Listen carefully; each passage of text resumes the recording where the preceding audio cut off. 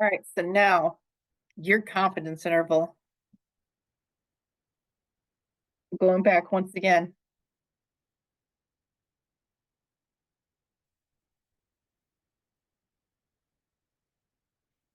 We built this formula earlier, so you're going to know it's going to look the same here. Your confidence interval is going to be your point estimate plus or minus your margin of error.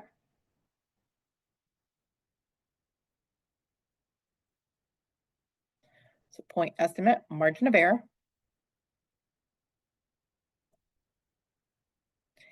Which we already said margin error is just your z-score times the standard error or the standard deviation of sample mean. And we know that the standard deviation of sample means is just sigma divided by the square root of n. So your confidence interval is just going to be your point estimate plus or minus z times sigma divided by the square root of n.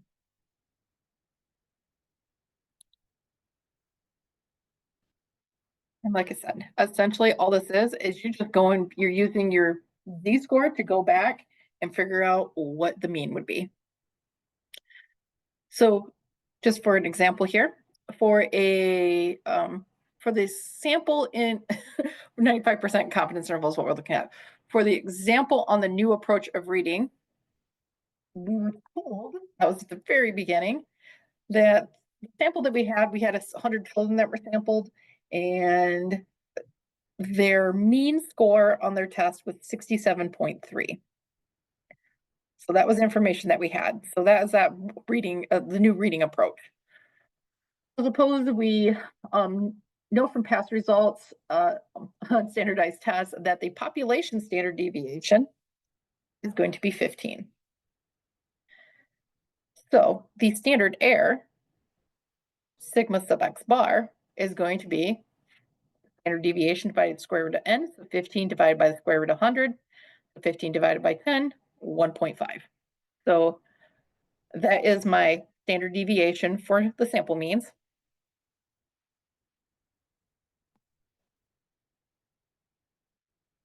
So the standard deviation of all my means. Margin of error is critical value times the standard error.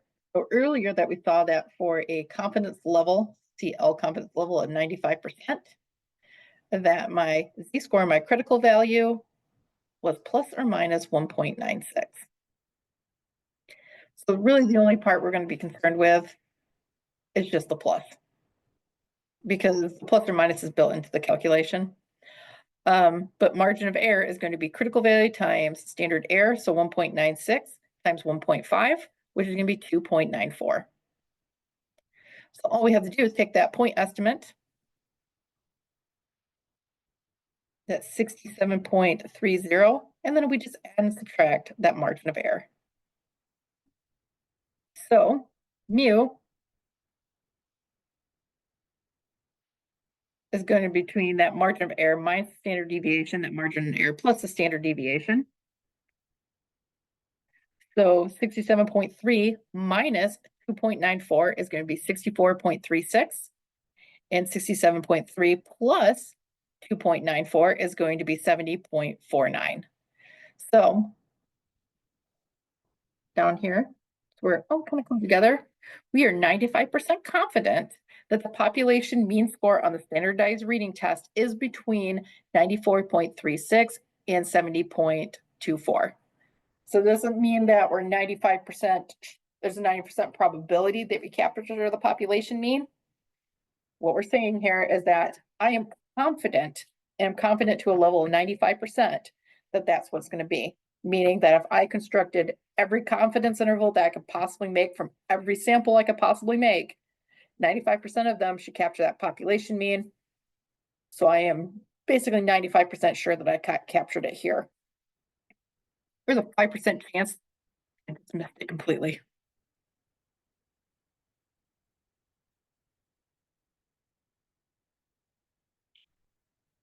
Okay, so just terminology to put it all together again. A point estimate is a single value that is used to estimate the value of an unknown parameter. So in our case, like I said, this is sort of generalized, so it's not always just means. So for us, let's not use yellow. That's going to be a population mean. The confidence interval is an interval that is used to estimate the population parameter, in our case, mu. Confidence level is a percentage between 0 and 100 that measures the success rate of the method used to construct the confidence interval. So for us, we're usually going to look at levels of confidence that are 70 and above. We don't usually come down to 0. Your margin of error is computed by multiplying your critical value by your standard error. So for us, for now, because that critical value, not just z-scores, there's other ones, but for us, that's going to be a z-score, and that's going to be a standard deviation of population means.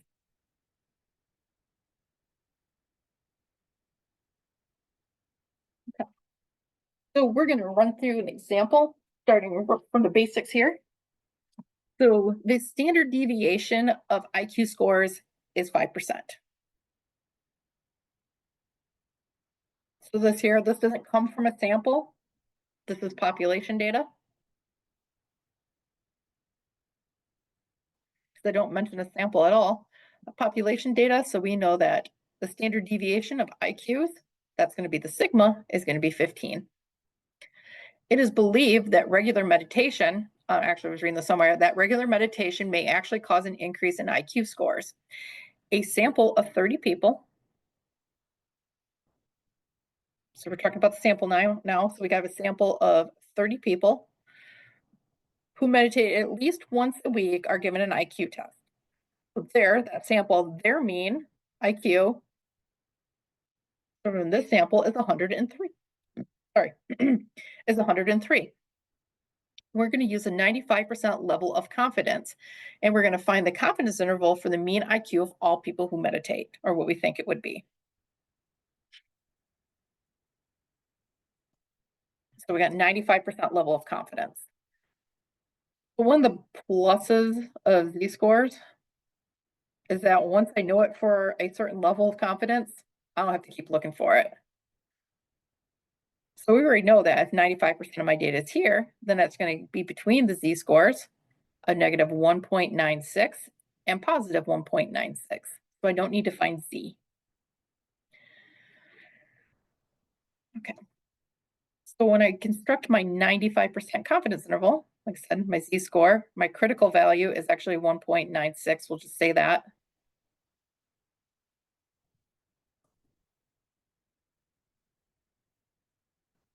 My margin of error is just going to, sorry, I need one other thing before I do margin of error. I need my standard deviation or my standard error.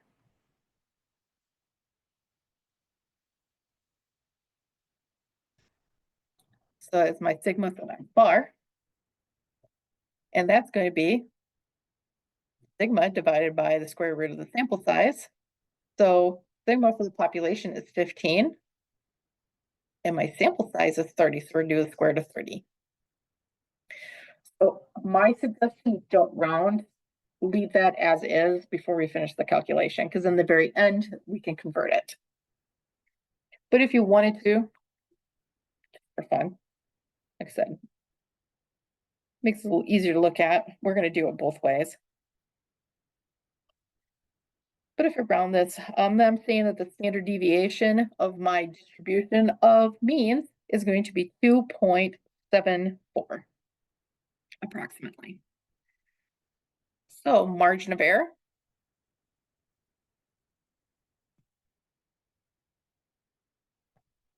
That is just going to be your z-score times sigma square root of n, or z-score times sigma divided by the square root of n. So you don't always have to find this separately. So that is just going to be 1.96 times the 2.74.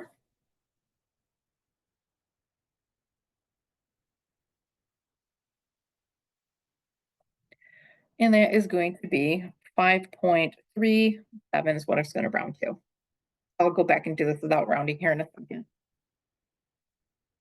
That would mean that my confidence interval, or my 95% confidence interval,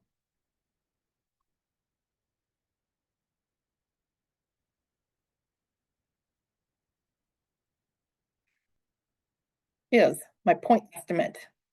So we were getting an average from the group that meditated, an average IQ of 103, plus or minus the 5.37,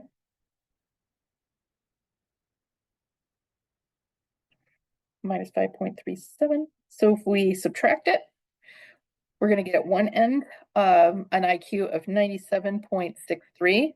And then if we add it, we get an IQ of 108.37. So we're saying that we expect that my population mean is, for all people who meditate, their mean IQ is somewhere between 97.63 and 108.37. So this is enough to say that maybe because they're like 100, which is normal, is well within this range. It's quite possible that actually meditating is not doing anything. Like I said, just because you have one sample of 103, that's not completely unheard of. And if my confidence interval is still containing the actual population mean, which is we know for just people in general is 100, it's kind of saying that people who meditate could still just have a mean IQ of 100. They're not any smarter. But this is, like I said, this is the range we expect that the population of meditators are.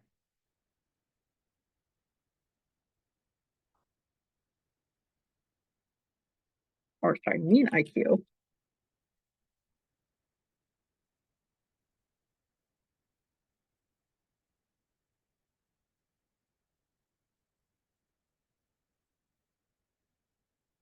So this is the mean IQ of all meditators, somewhere in that range.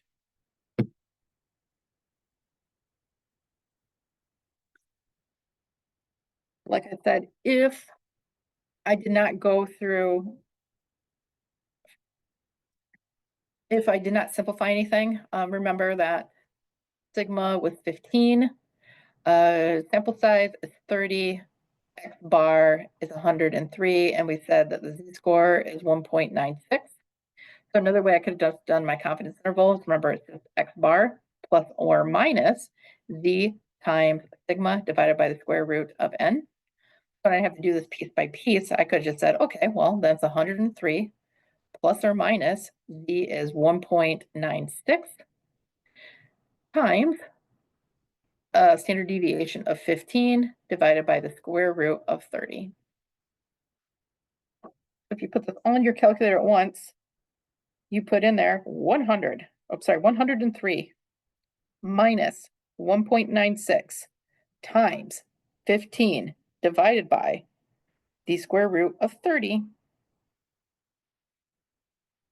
We get approximately the same answer. That would just round to 97.632.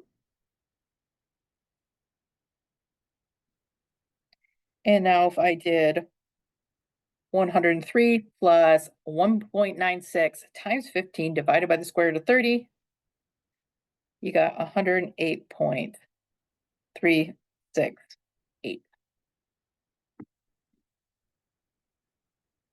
So like I said, you don't have to do this bit by bit by bit. You could actually just use that formula, just plug everything in and just throw it into your calculator.